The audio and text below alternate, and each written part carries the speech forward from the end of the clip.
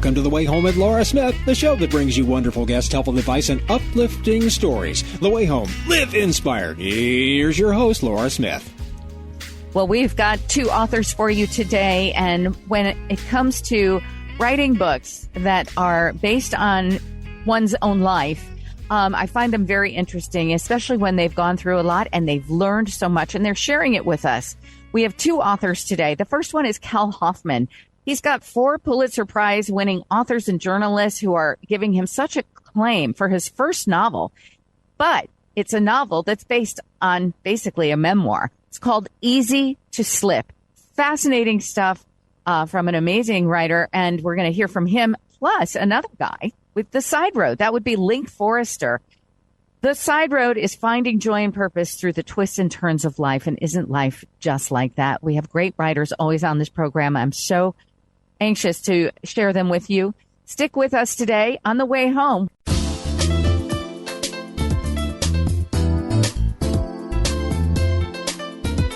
Welcome back. You're listening to The Way Home with Laura Smith. Here's Laura.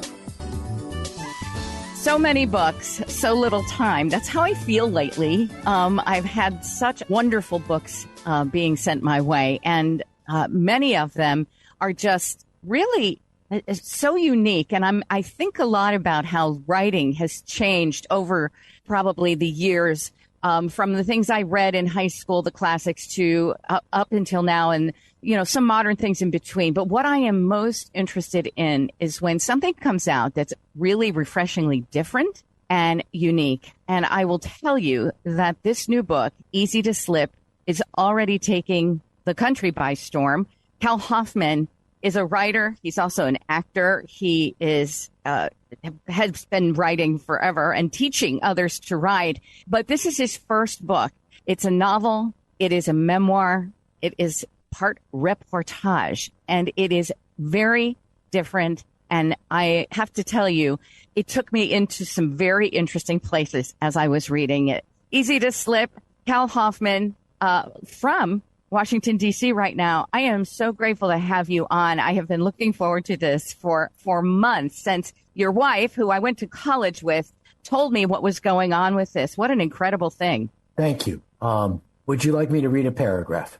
In just a minute, I want to introduce a little bit about Easy to Slip and how what's going on with it across the country right now. So you're having all these in-person readings and gatherings amongst some people who are in the literary world themselves, in different publicity, but you are having these gatherings and they're turning into quite the happenings. You had one on the Upper West Side of New York City at the Barnes & Noble there, and they're saying it is truly the largest group that has ever kind of ascended onto Barnes & Noble there, everyone wanting to get a copy of it and listen to the readings. So yes, we are going to have you. That's not usually what I do with authors, is they read some of their own work, but yours is so interesting. So Easy to Slip, being part memoir, part novel, that seems to be something of a trend, but I have not read a book like yours in which you almost feel like you have descended into the mind of someone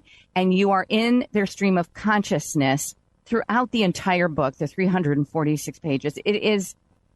I wonder how you actually accomplished that, and how much of it was true to your life, how much of it was created for the sake of it, creating a novel. Why would you have something that's so much a memoir? Because at the end of the book, you do say, by the way, everything that happened in the book actually happened in real life.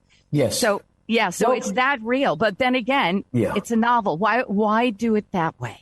Well, I think much fiction is taken from life. In this case,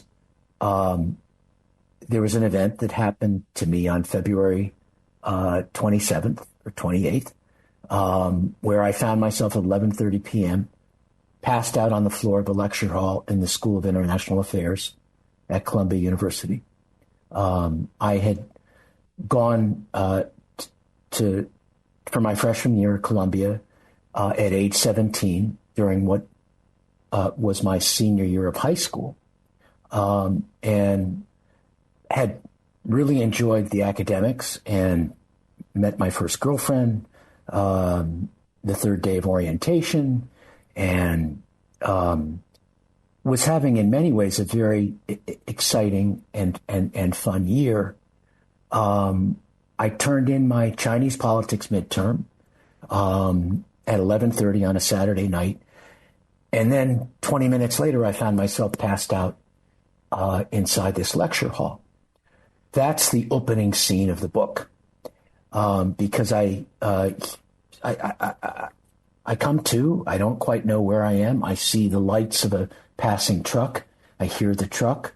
I have a sense of hurt, of injury. I remember cutting my foot when I was 5 in Hawaii. I remember crashing on my Stingray bike when I was 10 in Washington, D.C., our first year living there. And so I cross the street. I go back to the dorm. I'm riding in the elevator, and I see words scrawled into the metal where the buttons are and etched onto the plastic walls.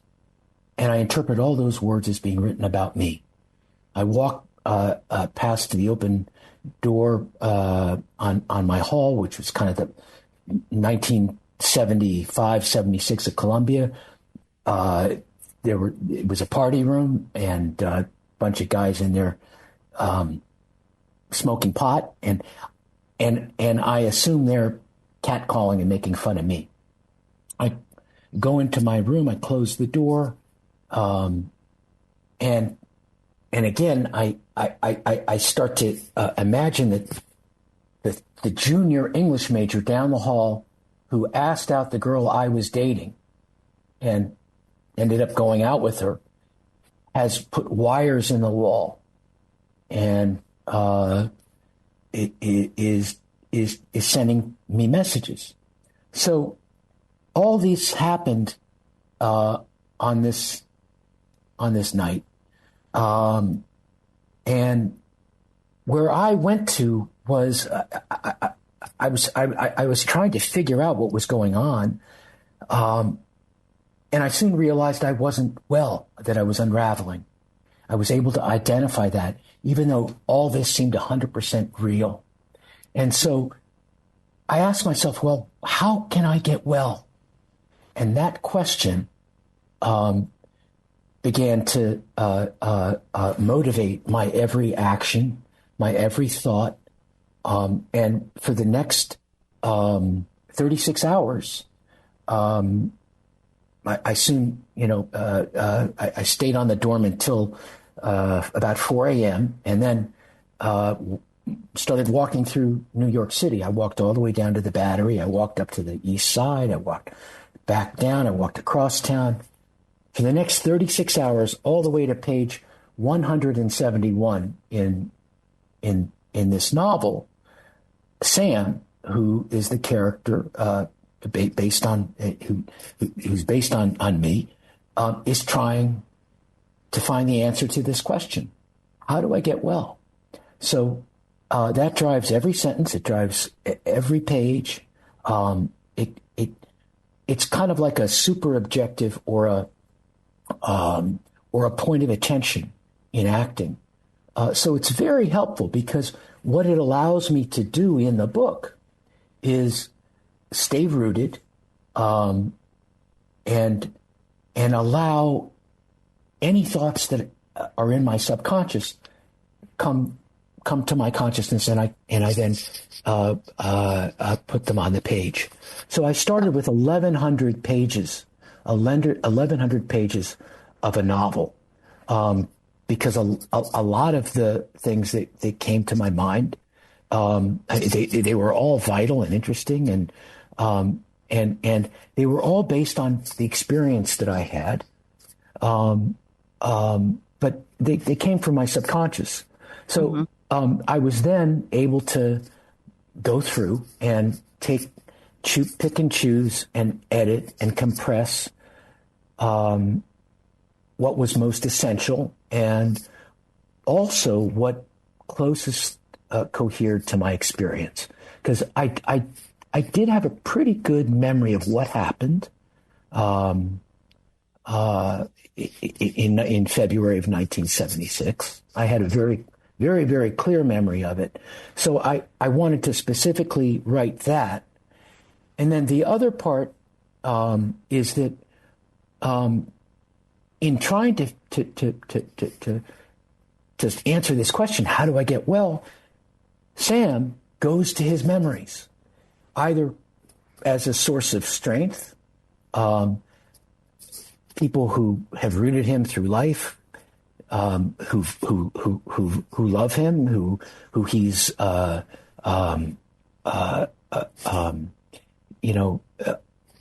who've guided him through different parts of his life, people who he's maybe fought with and had terrible problems with through his life. All that is part of his life experience, and is the vital thing he goes through to figure out what's gone wrong. Because, okay, Cal. So let me stop you right there, because I want to give people an insight into why it was written this way and what you actually went through. So it's basically a lot of it is mirrored on your own life. Yes. But it's also written enough fictionally so that it's in novel form. The guy's name is Sam. It's not you, and you're Cal Hoffman. Right. But it shows it's really like a thought process, which you have interweaved into it. Memories, you have literary references, you have cultural references, and a lot of it is these long, almost these streaming sentences that are actually you going from thought to thought and answering some of your own questions throughout it. A lot of it dialogue as well, because you have your major characters within the book, which are your parents, your uncle, your aunt, your uncle who is a famous star. They're at your various, the girlfriend, and you've got different people in here. And so this book weaves between your thought process, but also a story about a young guy during this time. And what is interesting about it is that you actually are very open and honest and clear about the fact that you are dealing with psychosis at this point of your life. Yes. But this is back in the 70s, right? The early 70s. This is 1976 when this happened. Or mid 70s. Okay. It's different, I think, so different from how we look about it and talk about it today. Yours is this, it's interesting. It's almost like a camera into somebody's life and their soul and their spirit as they're dealing with this. You somehow miraculously, the whole quest of trying, how do I get better? First of all, the fact that you identified that you even had this issue, because sometimes if you have thoughts of or psychosis or anything like that, you're not always dealing in reality, but you were able to step and look at yourself, sort of looking in on it.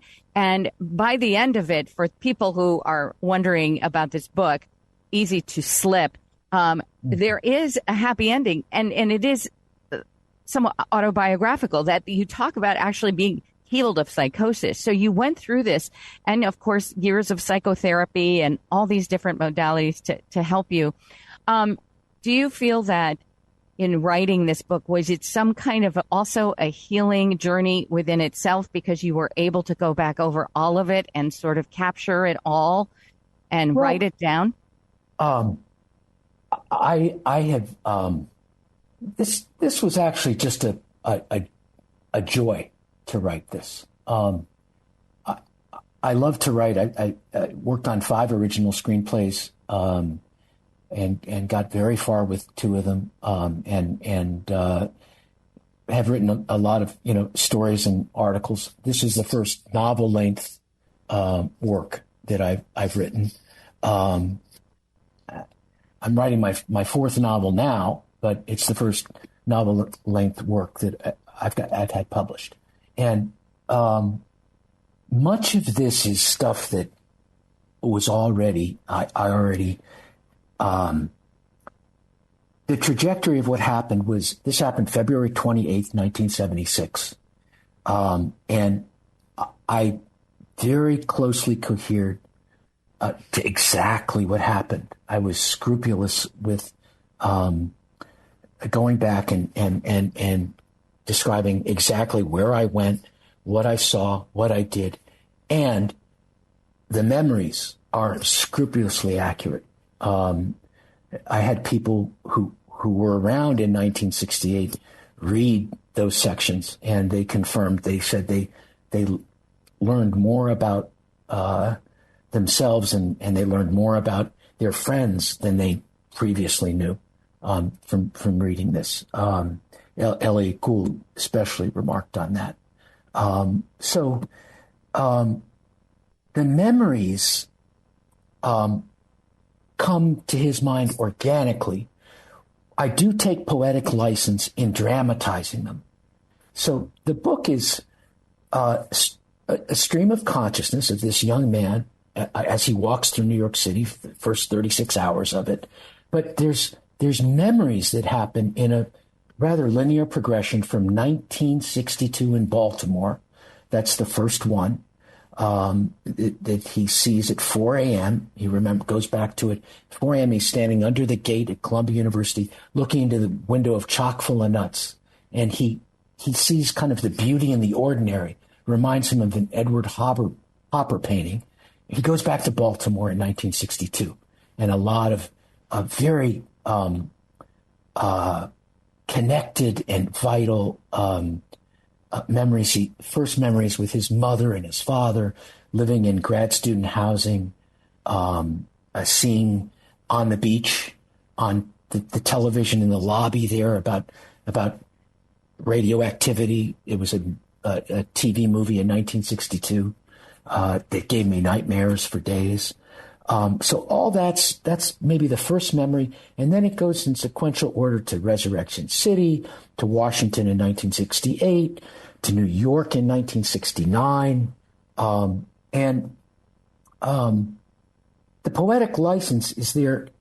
I went to those memories while this experience was happening to me, to try to, one, find some strength, some anchors I could kind of hold on to as I was sinking into this sea of issues, but also to figure out what went wrong, because I had the good fortune to be spend 4 years in a hospital that started by Harry Stack Sullivan, the first gay psychoanalyst. It was a wonderful place where Joanne Greenberg was also a patient. She wrote "I Never Promised You a Rose Garden," and I believe this is the first book in 60 years written by someone who's had this real experience and written about it, the first novel for sure. And so the work that we did there, it was, I went back and I figured out the real events that happened in my life that led to this event occurring. And for 2 years, I was on a locked ward. I couldn't even go to the dining hall. But when I was released from the hospital in 1981, I went back to a Catholic university and I worked as a lifeguard 2 hours a day in the pool at the gym. And I took a full schedule of classes and I lived in group housing and I was in 100% remission. So this is an approach to psychiatric medicine. You have to understand, before this happened, I was getting all A's in 4 junior level courses. I had just started dating a young woman who I really liked. And the irony is I was on the verge, I think, of really having a successful year. This came out of nowhere. But of course, there were some very traumatic events in my growing up that led to it. The time in the hospital allowed me to figure those out in a very specific, clear way. The last third of the book is about the work I did in that hospital, and it's almost like being a detective about your own life, and uncovering all these things, and figuring them out and making the connections. And it was an extraordinary experience, because from 1981 on, I was back at college. I was working as a lifeguard. I met a young woman there. I had a girlfriend.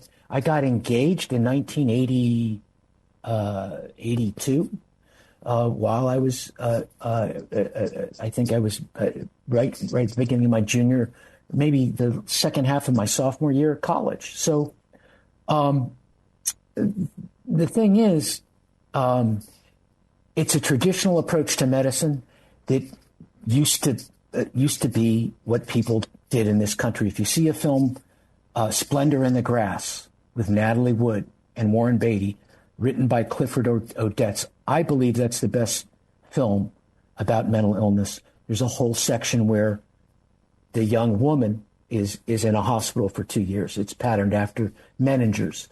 And there were a lot of state hospitals that did this kind of medicine. There was a New York State Hospital in Queens that did this kind of medicine. It's just old school traditional psychiatric medicine. And so that's the arc of this book. And I've done a lot of things. I did a lot of stage acting. I did a lot of other writing. And this was just a joy for me to write because it's all stuff I knew. And right. it's all stuff that I still have my notebooks, my notes from the English, the 19th century English novel that was taught by Professor Peter Glassman, who was Lionel Trilling's TA. He's going to be an interlocutor for our dialogue reading in Seattle. He lives in Vancouver. He's in his early 80s now. Brilliant man. But I still have all that. So I had stuff I could go back to. And it was kind of like I went back to a lot of stuff I already knew. And I was decades past. What was nice about doing it now was I was able to be completely outside of it. So basically, you write this part memoir, part reportage, part novel, and it's about you. You show the arc of your healing throughout it, which is helpful for a lot of people. And I know, but the fact is, in a literary sense, it's taking people by the literary world by storm. You have got like 4 Pulitzer Prize winning journalists and authors that are giving you huge accolades for this book. They haven't seen something like this in a very long time. There is something so special about it. It's called Easy to Slip. And Cal Hoffman is appearing all over the country. You're doing your second leg of all of your in-person events starting in June again. And you have an audiobook coming out in just a couple of weeks from now. Are you doing the audio? Yes. And that was a lot of fun to do. I recorded it the first week in November in Studio City. Well, it's a type that you could actually sit in here. In fact, what we're going to do is, I told you at the beginning, I'd love to hear you read just a very short bit of this, of Easy to Slip, just to get an idea of some of the way the impact of the writing goes, stream of consciousness, and yet at the same time, full of dialogue. Very interesting. Why don't we go out on that? Cal Hoffman. And once again, the book is Easy to Slip, and you'll be able to get the audiobook in a couple of weeks, but the regular book is wherever fine books are sold. And Cal is really, and not only that, but you're writing another novel. You'll have to come back when you finish the second one. But we'll go out on just a short passage from Easy to Slip. This is Cal Hoffman. When we disconnect from emotions, we're spared their shards, their spasm of sharp immediacy. Yet specific people and events that give rise to the feelings stick with us. They etch into our fabric of memory, the sense of who we are, our longing for all we might have been, our conviction for what we might become, should we still have a future. We carry their cost and their loss. And if there are too many disconnects, we end up with so many strands to process. We weave unsteadily backward before we go forward, if we ever go forward again. I'm having precisely these sorts of memories now as I get through each day. And I wonder when I'll get through all of them, these people and promises and happenings, imminent opportunities, urgent desires. They fill my mind, take up all my time. I'm paralyzed, yet I still love the world. And I realize I can't go forward because I've never trusted my life. Wow. And it's like that throughout it, but also funny. There are funny moments. There are scary moments. There are moments where you don't know what is reality and what is actually going on within your mind. Very interesting stuff. Easy to Slip is the name of the book. Cal Hoffman, thank you so much. And congratulations on all this early accolades and recommendation from everybody in the literary world. They're highly praising you, and it's quite a feat, the book Easy to Slip. So congratulations, and we'll see you next time when you finish your next one. Thank you. Thank you so much.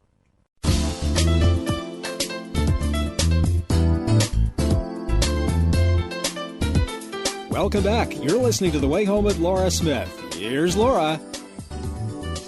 Well, I have to pinch myself because it's hard to imagine that we are up upon what is now our 200th episode of The Way Home.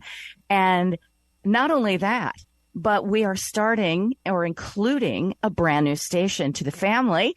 That would be WOWO, the Great WOWO in Fort Wayne, Indiana, which is a legacy station, a huge flamethrower, as we call it in the business, 50,000 watts, and with a wonderful, amazing, faithful, loving audience that has been with the station for like 100 years or something. Truly remarkable. So we're so grateful to be not only on our 200th episode, but here amongst the great people of Fort Wayne, in addition to Connecticut, Westchester, and Northern Michiana. So we have a great book, I think, that just kind of sums up a lot of what we do here on The Way Home, which is have great conversations, wonderful, meaningful, fun, delightful, inspirational, often faith-filled conversations with people who just truly have lived life in a way that they have something to teach us and something to share. And so today is no exception. I'm really excited to have on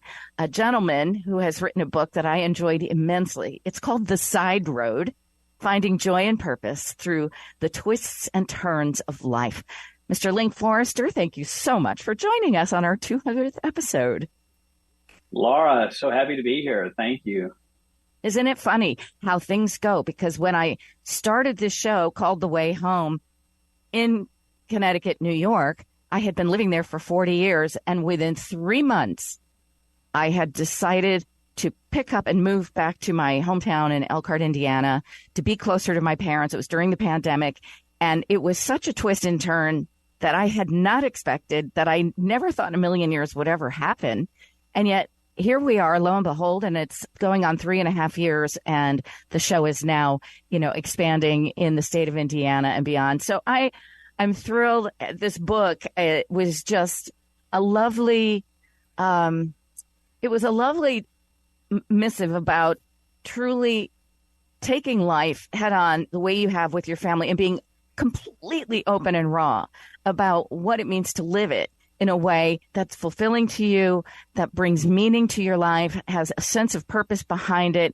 And I would call it real success, truly, within your family. You've had some hard things. You've had some beautiful things. But a lot of it is just beautifully done with tongue-in-cheek humor, actually right out dad jokes.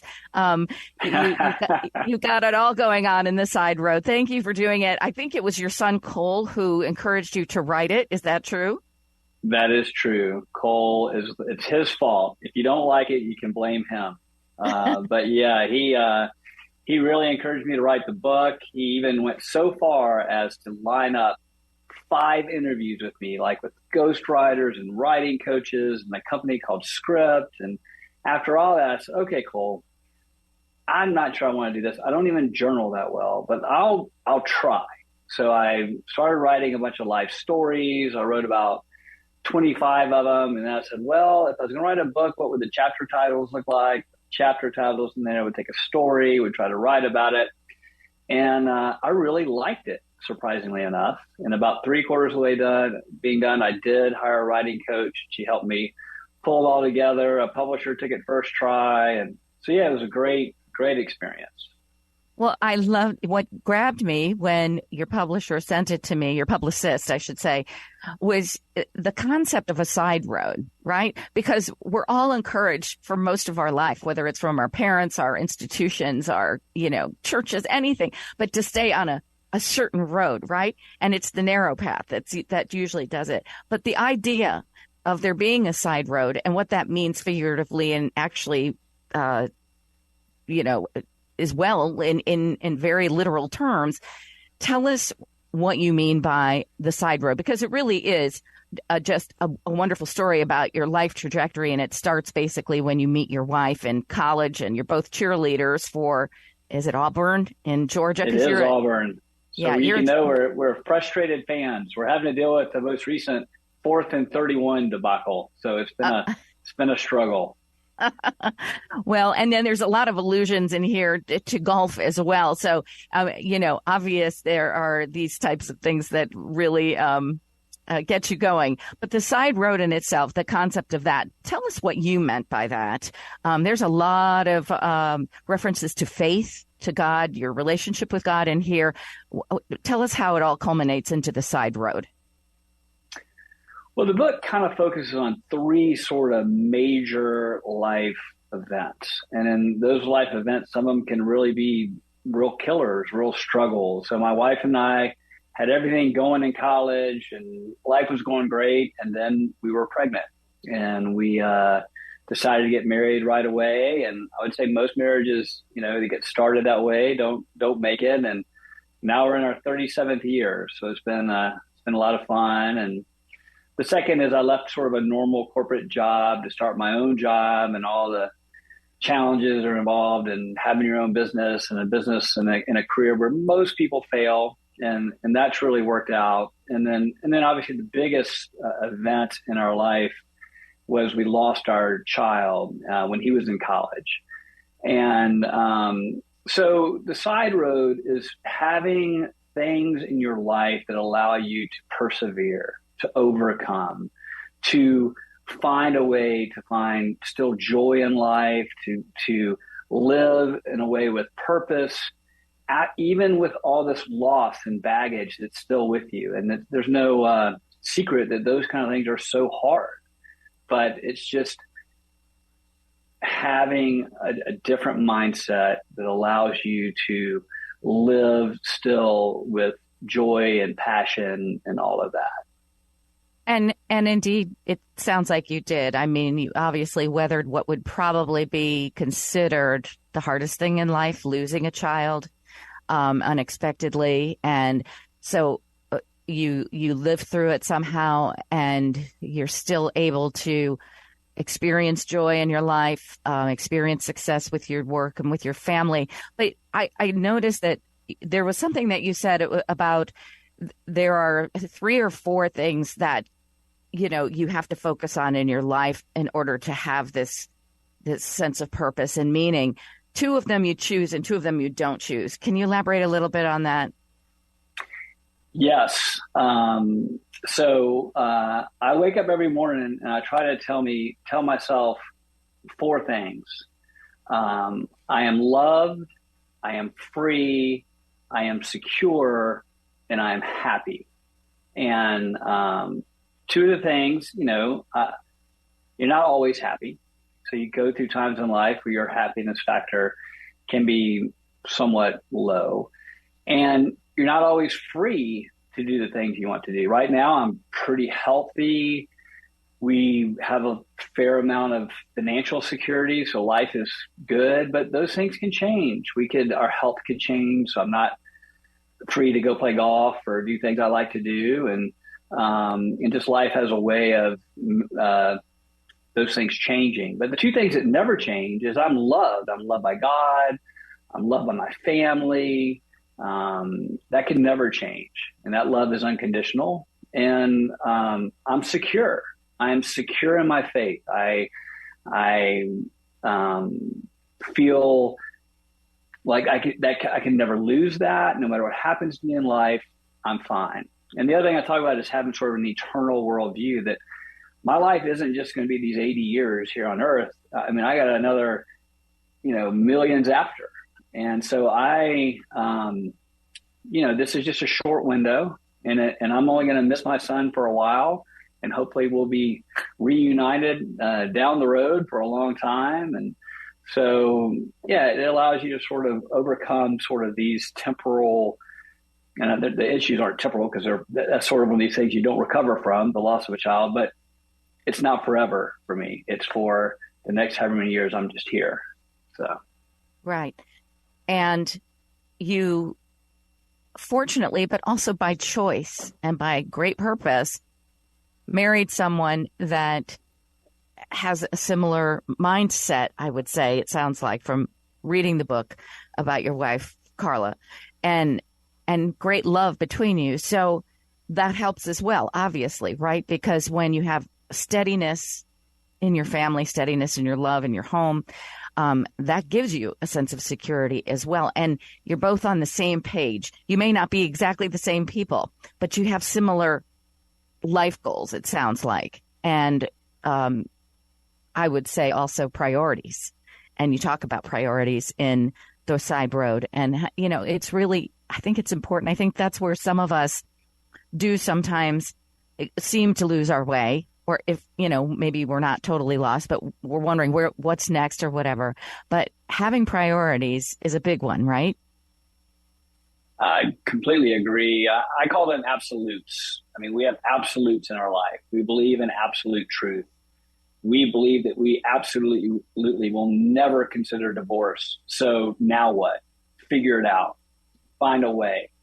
And Carla and I do believe the same things, but don't let me, there's no secret. It's a tough road. Marriage is hard.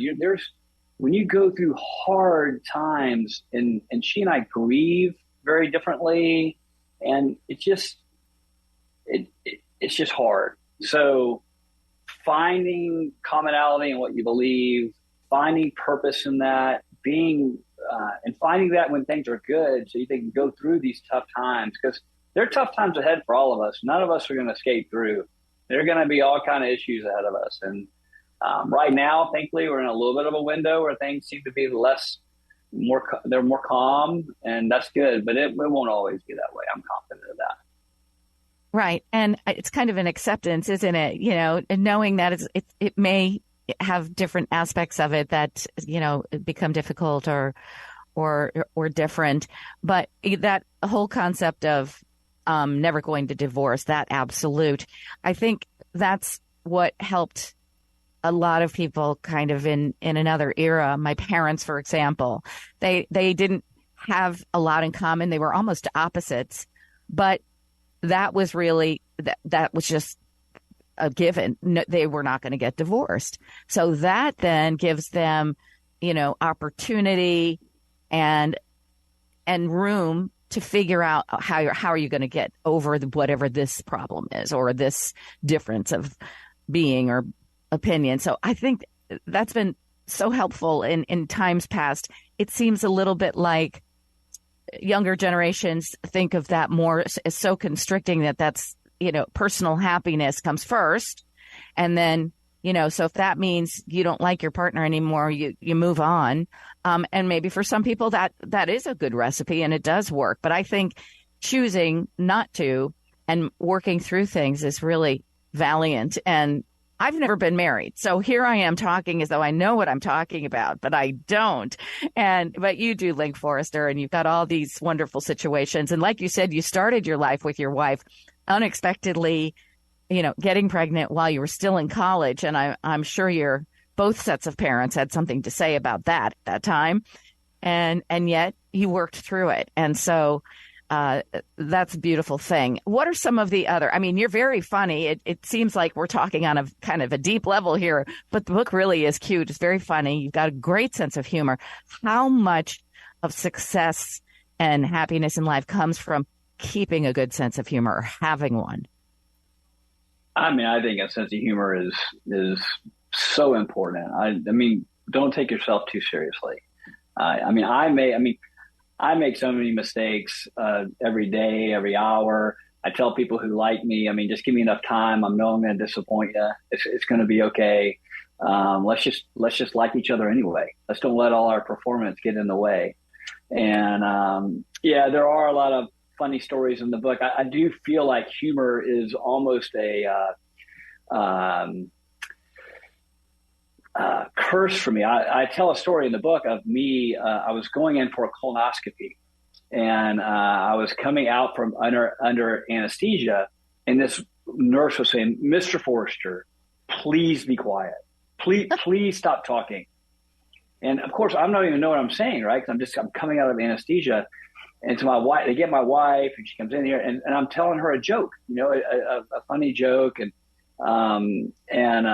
So we're all sitting there, and the doctor kind of comes in here and sits down next to my wife. And by the way, my colonoscopy's name, my gastroenterologist name is Dr. Sunshine. I mean, that's pretty funny in and of itself. Right. So he comes in there, and he sits by my wife, and looks at her and goes, "Man," she goes, "your husband, he's kind of full of shit." And my wife goes, "Well, you're right, normally, but today, not today. It's empty." I thought that was pretty funny. Yeah, seriously. You can't make that stuff up. No, but it's truly self-deprecating in the way that you really position a lot of your humor in the book. And I get the feeling that people that can laugh with other people, but laugh at themselves is probably a very, I don't know, it helps alleviate so much of the stress and the perfection that we expect from ourselves and others. Humor is truly a great antidote for that.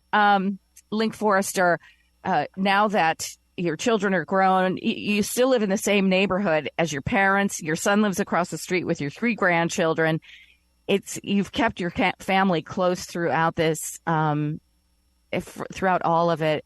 And how important is that, do you think, towards creating joy and meaning in your life too, is being close to family? A lot of us are, like, I was separated from my parents for years and years, and then to move here towards them and right near them for the last 3.5 years was really a blessing. But for years and years, we did not live near each other. Yeah, I think relationships are the key to life. Relationship with friends, and particularly relationship with family. And now I have 4 grandchildren that live across the street from me. So my oldest son now has 4 kids, and then my other son now moved in the same neighborhood, and he has a baby. So now we have 5 children. But the truth is, my family has separation issues. We like to be together. We like to get together. My parents still live in the same neighborhood. I mean, I've lived in the neighborhood I grew up in. And it's funny, some of Banks, my son's in-laws moved in the neighborhood. And so there are a couple families, and it's a big neighborhood. So there are a couple families like that have multiple generations and in the neighborhood. But yeah, it's a lot of fun.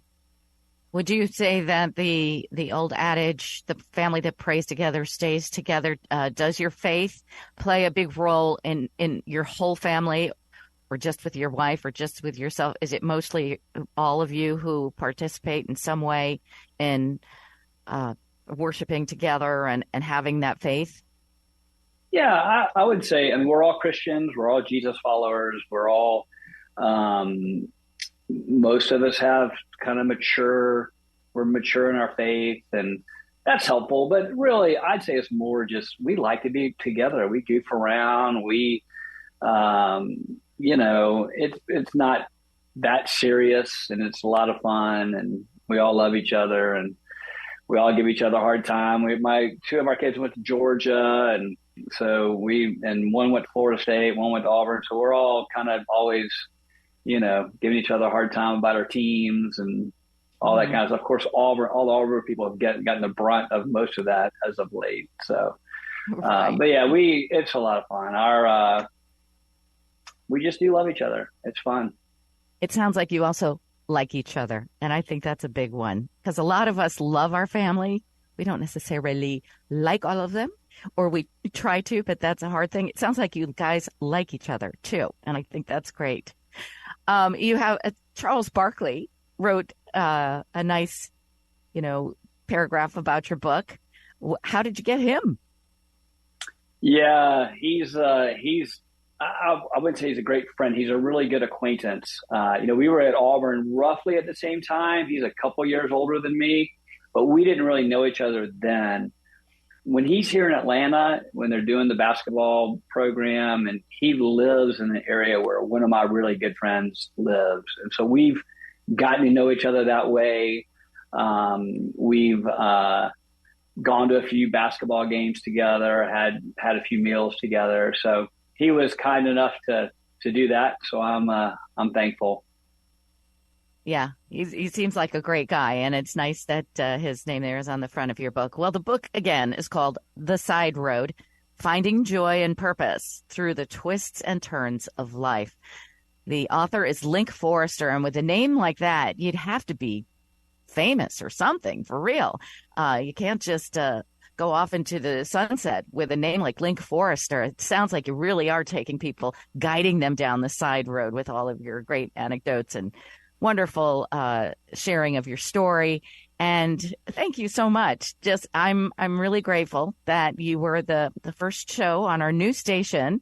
And inspiration is usually my favorite thing. And how-tos and tips and guides, because life is truly can be somewhat puzzling sometimes, somewhat difficult, somewhat just trying to figure it all out. And you've got some wonderful ideas and beautiful stories to share in the side road. Thank you so much, Linc Forrester, and continue having a wonderful life.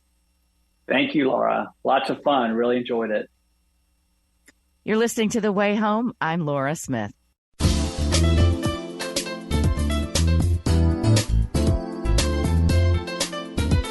Welcome back. You're listening to The Way Home with Laura Smith. Here's Laura. Wherever life takes you, it always helps to have positivity and wonderful news to brighten your day. And so for that, we turn to our guru of good news, Mr. Jim Cleefield, who I saw live and in person just a couple of weeks ago.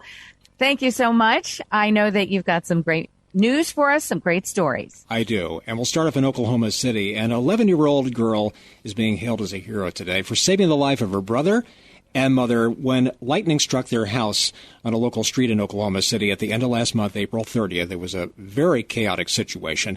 And her name is Maggie Eggleston. Her brother, Ryan, and her mother, Jamie, were asleep at the time that morning when lightning struck the house and the big fire hit. Well, she had the presence of mind to think very quickly on her feet, able to wake them both up and drag them out of the house. She had a little trouble with the front door. She was kind of fidgeting a little bit, but managed to get them out to safety, but not before her mom sprained her ankle. But nonetheless, they did get out safely at the time and was able to save their lives. But the interesting thing is, and the fire battalion chief talked about Maggie, and first of all, it was a very adult thing that she did. She had her cell phone with her, and to show you how she's mature behind her years for an 11-year-old, she had her phone in adult mode. And I'll tell you why that was so critical, because that way she was able to get text and messages, so that way first responders could get on scene, because if it had been in child mode, we'd be having a far different conversation right about now. And they were able to get the first responders out to safety. The house, to say the least, was basically burned to the ground. It has been total, unlivable. But they got out safely. Now, the dad, you're wondering, where was he at this time? Well, Kevin Eggleston was out of town at the time. I guess he was on business or something, and he got wind of this story, what had happened to his family, and he was talking to local broadcast reports, and he said, if I'd been at home at the time like they were, I probably would have been in the shower, and I wouldn't be sitting here talking to you about this. I would have been a goner, for sure. But thanks to the heroic efforts of this 11-year-old girl, able to get their family out to safety, and the fire battalion chief talked about it on the Facebook page. This whole thing went viral, and just really what she did was just so tremendous. And Kevin basically said this about that, asking what's going to happen to his family. Well, first of all, they're not going anywhere. He says, we're going to stay here, and yes, we're going to rebuild. So they might be living at a neighbor's house, but because what that girl did, that family is able to live to talk about it. Oh, thank goodness. Wow, that's amazing. Amazing. 11 years Beyond old. her years. Yes, wow. 11. 11.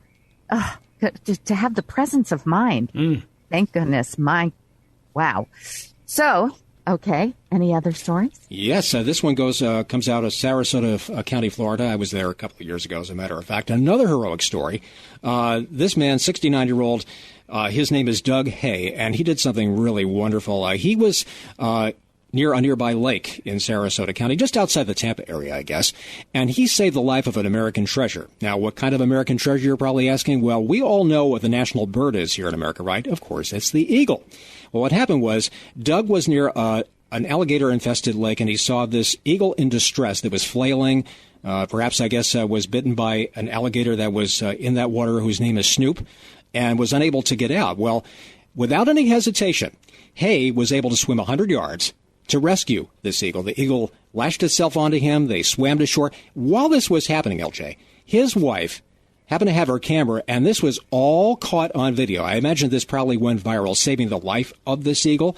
And the wildlife expert who was there to see how the eagle was doing, I mean, there was definitely some injuries. Apparently, the gator did bite the eagle and was going to need some treatment. Well, Doug was interviewed, I guess, by local media, and he said this, first of all, without hesitation, there was no question I was going to save the life of the eagle because, first of all, the eagle is our American symbol, as I said at the very top of the show. And he said he closed with this, I would do it all over again. Amen to that. Oh, wow. I love that. I love eagles, too. Yeah, in fact, before long, he'll be flying high again. Fly, eagle, fly, right? Yes, exactly. Well, thank you so much, Jim Cleefield. Bob Small, my producer, who is, he's in the background, but not really. I can see him on Zoom, but none of you listening can. But he's right up front for me, and I thank you for always, always bringing the way home to our listeners. You're quite welcome. I appreciate that. It was good to be back in Connecticut, where you guys are, just recently, but back home in Indiana again, as they say.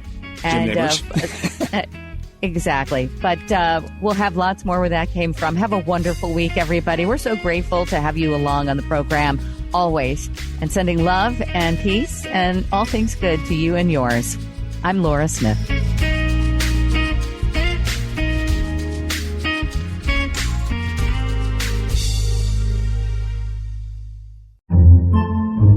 Podcasts by Federated Media.